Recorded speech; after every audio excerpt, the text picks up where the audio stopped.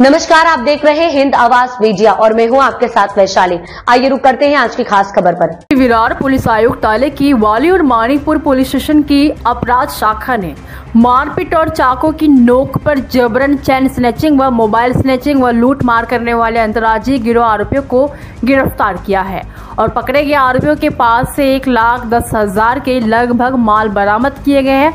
वहीं आपको बता दें कि वसई क्षेत्र में चैन स्नैचिंग की वारदातें लगातार बढ़ती जा रही थी, जिस पर पुलिस वरिष्ठों के मार्गदर्शन में पुलिस उपायुक्त परिमंडल 2 ने वाली और मानिकपुर पुलिस स्टेशन की अपराध शाखा की कुछ टीम के अधिकारियों को मिलाकर एक टीम गठित की गई, जिस पर पुलिस द्वारा तकनीकी जानकारी और मुखबिरों द्वारा प्राप्त सूचना के आधार पर अपराध शाखा ने गुजरात के हिम्मत नगर से कन्नू भाई उर्फ कन्हैया राम भाई सोलंकी, मुंबई के भांडुप से मोहम्मद शरीफ फरीद खान व वसई से अयूब खान, ऐसे कुल मिलाकर 3 आरोपियों को गिरफ्तार किया गया है और जिसमें से 2 आरोपी मानिकपुर पुलिस स्टेशन व 1 आरोपी को वाली पुलिस ने गिरफ्तार किया है और उनके पास से लगभग 1,10,000 का माल बरामद किया गया है। वहीं इस मामले में जोन 2 की डीसीपी पूर्णिमा चौगले ने बताया है कि पुलिस द्वारा मोहम्मद शरीफ फरीद खान के द्वारा पालघर जिले में किए गए 3 आपराधिक मामलों का अब तक खुलासा हुआ है। वहीं पकड़ा गया आरोपी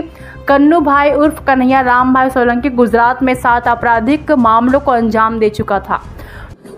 उर्मिला वापीवाला वय वर्ष 70, त्यानंतर त्याच दिवशी प्रज्ञा वाडिया कॅन्सर पेशंट वय वर्ष 55, अशा दोघी मानिकपूर वाली याच्या बॉर्डरवर 2 इसम आले। पैकी एकानं पहिल्यांदा उर्मिला वापीवाला यांना पत्ता विचारला, पत्ता विचारून तो पुढे गेला आणि परत त्यांना चेन स्नॅचिंग केली। त्यानंतर काहीच मिनिटांमध्ये पुढे जाऊन प्रज्ञा वाडिया या महिलेची देखील चेन स्नॅचिंग 10 ग्रॅमची केली।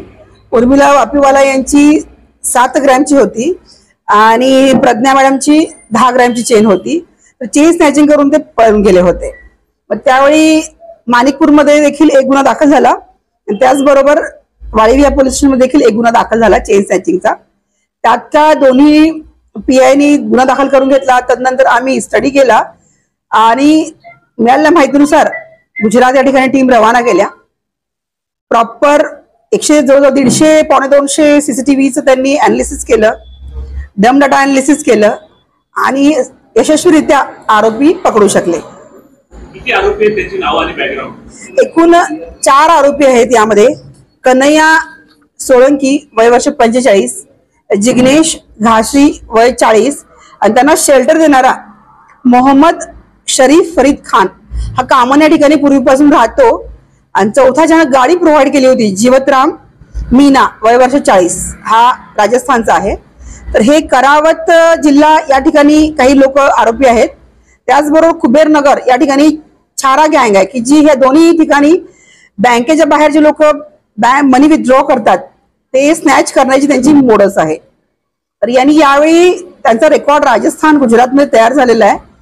तर त्याच्यापासून वाचण्यासाठी महाराष्ट्रामध्ये एंट्री केली होती आणि महाराष्ट्रात त्यांनी 28 तारखेला 2 घटना केल्या आणि कल्याण या ठिकाणी 29 तिसरी घटना केली होती। तर वाळी पोलीस स्टेशनची डीबी टीम, त्याचबरोबर मानिक पोलीस स्टेशनची डीबी टीम, माझे दोन्ही एसीपी, सर्व दोन्ही सिनियर पीआय खूप मेहनत केली, खूप प्रयत्न केले आणि जी गँग महाराष्ट्रामध्ये ऍक्टिव्ह होणार होती त्याला वेळीच आम्ही अटकाव करू शकलो। 2 आरोपी अटकेत आहेत। 2 आरोपींसाठी आम्ही पुन्हा टीम रवाना करतो। कसे लोकांना फसवायचे?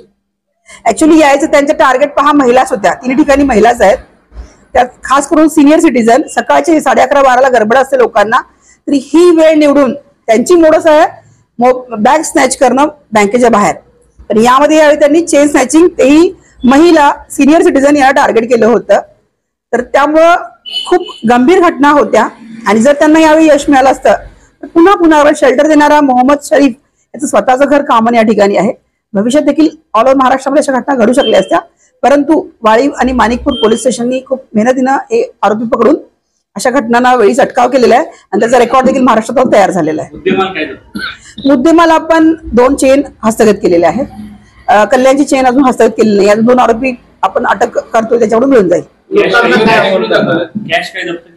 कॅश नाही। आरोपींवर कन्नूभाई सोळंकीवर अहमदाबाद गुजरातमध्ये बरेच गुन्हे दाखल आहेत, त्याचा रेकॉर्ड भरपूर मोठा आहे। त्याचबरोबर मोहम्मदवर सुरत गुजरातमध्ये एक आहे, बांद्राला 399 एक आहे. तर आणि आमच्या इथं 3 दाखल झालेले आहेत. मॅडम यांची गँगमध्ये अजून कोणी आहे का? सध्या 4च मेंबर, त्यांची मोडच 4 लोकांची होती. येताना 25 नोव्हेंबरला ते आले बाईकवरून गुजरातवरून. एक जण ट्रेनने आला आणि मोहम्मद शरीफच्या घरी त्यांनी 2-3 दिवस शेल्टर घेतलं. तिथे त्यांचे प्लॅन ठरले आणि त्या प्लॅननुसार त्यांनी 28ला आपली मुवमेंट सुरू केली होती आणि 29 त्यांनी ठाण्यामध्ये केली होती. म्हणजे त्यांनी ऍक्टिव्हिटी आपल्या इथं राहून सुरू केल्या होत्या. त्यांना हा विश्वास होता की महाराष्ट्रामध्ये आपला रेकॉर्ड नाहीये, तेव्हा आपण लवकर सापडणार नाही. सापडून वस्तू घेऊन परत गुजरातला पळून जाणं हे त्यांचं टार्गेट होतं. परंतु दोन्ही पोलीस डीबी टीमने अत्यंत मेहनतीनं त्यांचा हा जो पुढचं कारस्थान ते थांबवलेलं आहे. लोकांना मी हेच आव्हान करेन की व्यक्ती पत्ता सध्या GPS गुगलद्वारे सगळे पत्ते समजतात. एखादा माणूस अद्याप मोटरसायकलवरून पत्ता विचारला येतो, त्याच्याविषयी संशय यायला पाहिजे, त्याच्या ऍक्टिव्हिटीमध्ये संशय यायला पाहिजे आणि आपल्या मौल्यवान वस्तूकडे वेळेस ध्यान देणं गरजेचं आहे. 2 आरोपी अटकेत आहेत, 2 साठी निष्पन्न आहेत. आम्ही टीम रवाना करतोय. PC आजपर्यंत आहे, आज पुन्हा प्रोड्यूस करतोय. दुसऱ्या गुन्ह्यामध्ये आम्ही वर्क करू. अरेस्ट त्यांना 5 तारखेला तिथं रिमांड ट्रान्झिट रिमांड घेतला होता. त्यानंतर आता त्यांना इथं PC घेतलेली आहे. माणिकपूरच्या गुन्ह्यात आम्ही वर्क करून घेतोय. अब तक के लिए इतना ही. वीडियो को लाइक और शेयर करें और चैनल को सब्सक्राइब करें.